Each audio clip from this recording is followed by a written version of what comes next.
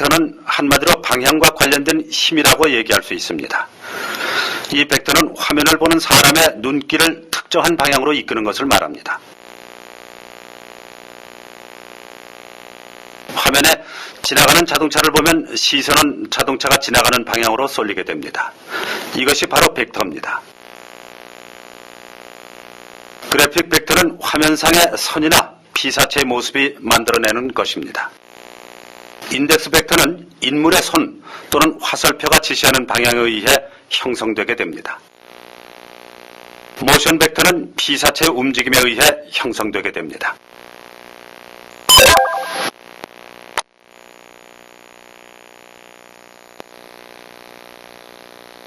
촬영을 할 때 뒤에 무엇이 보이는지 반드시 확인해야 합니다. 이것은 보는 이로 하여금 원래 보여주려고 했던 것이 아닌 다른 것에 시선을 뺏기지 않도록 하기 위해서입니다. 사실 초보자의 경우 정신없이 촬영을 하다 보면 찍으려고 하는 대상에만 정신이 집중돼 뒤에 무엇이 보이는지 놓치는 일이 많습니다. 하지만 이것은 특별히 신경 써야 할 부분입니다. 사람의 얼굴은 대칭입니다. 대칭은 가장 안정적인 화면을 만듭니다. 그러나 때로 대칭은 따분하고 지겹게 느껴지기도 합니다. 그래서 우리는 화면을 비대칭으로 만들기도 합니다.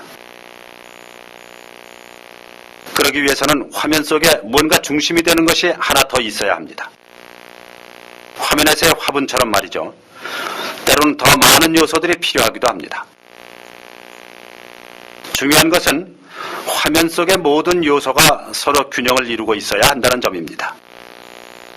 어디론가 한쪽으로 쏠린 화면은 보기에 불안하기 때문에 원래의 역할인 정보 전달, 분위기 전달을 제대로 할 수 없습니다.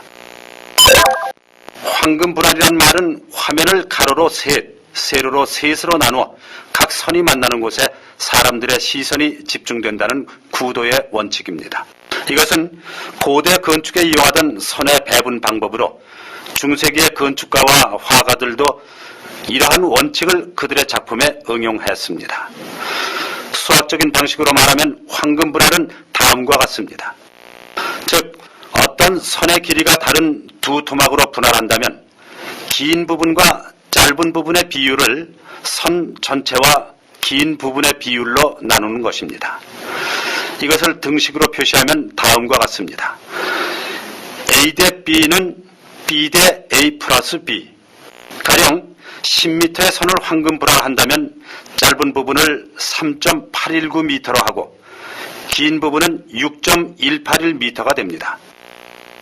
그러나 실제로 이 비율은 계산하기 복잡하므로 5대 8을 적용하거나 1대 3으로 적용하기도 합니다. 삼각구도는 사람들이 보기에 가장 안정적인 구도라고 할 수 있습니다. 일반적으로 가장 간단한 삼각구도는 사람을 정면에서 잡은 구도입니다. 삼각구도는 정해진 삼각형이 있는 것은 아니고 상황에 따라 어떤 삼각형이든 적용될 수 있습니다. 한 예로 두 사람이 있는 경우 한 사람은 앉고 다른 사람은 서 있다면 전체적으로 삼각구도를 만들어낼 수 있습니다. 또한 세 사람의 경우에도 대강의 삼각형을 그려 구도를 잡을 수 있습니다. 이렇듯 각각 표현하고자 하는 느낌에 따라 여러 가지 삼각형을 만들어 구도를 잡아볼 수 있습니다.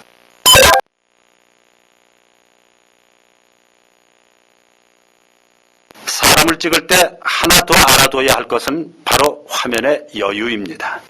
화면의 가장자리는 자석과 같은 힘을 갖는다고 합니다. 따라서 인물의 머리 위로 적절한 공간을 남겨둬야 보기 좋은 그림이 됩니다. 우리는 이 공간을 헤드룸이라고 합니다. 만약 제시되는 화면과 같이 헤드룸이 적절치 않으면 윗 프레임에 의해 머리가 잘려나간 것 같이 보이게 됩니다. 또 다른 것은 화면 양옆의 여유입니다. 사람이 어딘가를 바라본다든가 어디론가 가고 있다면 그 방향으로 일정한 공간, 즉 여유가 필요합니다. 이것을 노즈룸 그리고 리드룸이라고 부릅니다. 흔히 우리는 깊이 있는 화면이라는 말을 하는데 이것은 화면이 평면적이지 않고 무언가 3차원적인 느낌을 주는 화면입니다. 물론 실제적으로 화면은 2차원이지만 말입니다. 이렇듯 화면의 깊이는 화면 구성에 중요한 역할을 합니다. 제시되는 화면을 비교해 평면적인 그림과 입체적인 그림을 구분해 보시기 바랍니다.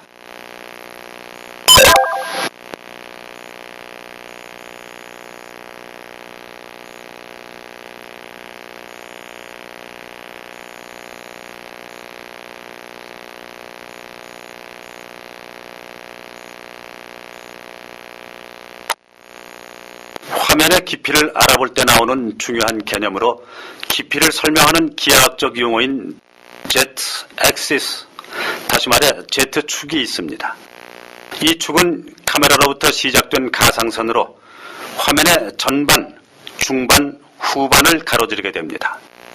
Z축상의 피사체를 배열하는 것을 우리는 Z-axis 블로킹이라고 합니다. 이 블로킹을 이용해 한 화면에 많은 피사체를 촬영할 수 있습니다. 자, 이 화면에서 우리는 세 사람을 한 번에 볼 수 있습니다. 이 화면은 어떤가요? 물론 세 사람을 다 볼 수는 있지만 이전과는 아주 느낌이 다르다는 것을 알 수 있습니다. 화면에 깊이를 주면 느낌이 어떻게 달라지는지 한번 생각해 보시기 바랍니다. 줌 렌즈의 사용은 화면의 깊이에 많은 영향을 주게 됩니다. 대체로 망원 렌즈는 깊이를 얕게 해 앞뒤 사이의 거리를 좁혀주고, 광각 렌즈는 깊이를 깊게 해서 앞뒤 사이의 거리를 줍니다. 망원 렌즈와 광각 렌즈로 찍은 화면을 보면서 한번 비교해 보십시오.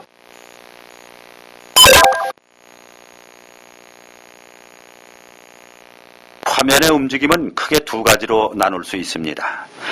그중 하나는 화면을 가로지르는 움직임이고, 다른 하나는 화면의 앞뒤로 움직이는 것입니다. 뛰어가는 사람의 모습을 두 가지 방법으로 찍어봅시다. 한쪽은 수평 움직임의 모양으로, 다른 쪽은 카메라를 향해서 말입니다. 어느 화면이 더 어울리나요? 이 화면에서와 같이 Z축상의 동작, 즉 카메라를 향한 방향은 옆으로 가로지르는 측면상의 동작보다 더 역동적입니다. 때문에 만약 뭔가 힘차고 극적인 느낌을 원한다면 화면 구성을 Z축을 이용하는 것이 좋습니다. 반대로 뭔가 평화스럽고 부드러운 느낌을 주기 위해서는 옆으로 움직이는 화면이 더 어울릴 것입니다. 화면의 움직임을 잡을 때에는 렌즈의 선택이 중요한데, 일반적으로 움직임이 있는 경우 광각 렌즈를 많이 씁니다.